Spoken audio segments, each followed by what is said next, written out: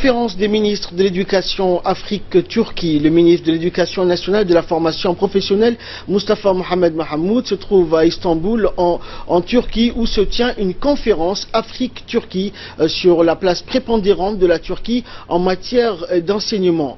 Les universités, instituts et centres de formation technique de la Turquie veulent attirer de plus en plus d'étudiants africains qui ont des difficultés à pouvoir s'inscrire dans les établissements des pays européens. Pour nous en dire plus, Asma Aboubakar se trouve avec nous sur ce plateau. Bonsoir Asma.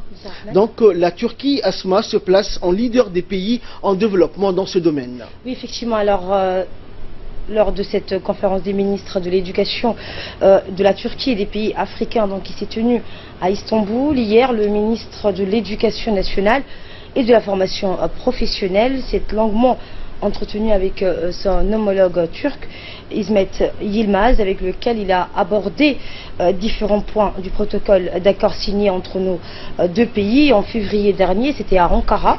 Cet accord porte essentiellement sur le développement de l'enseignement technique et professionnel en République de Djibouti.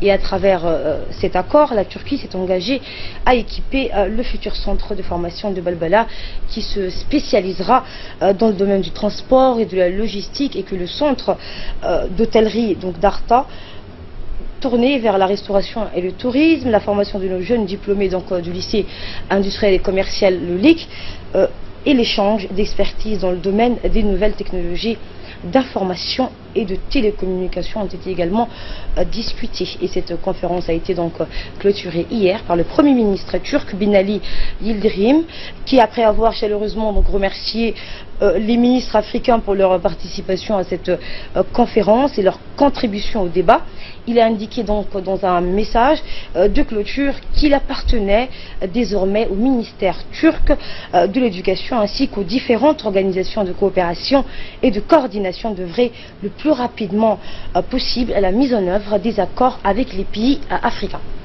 Merci Asma.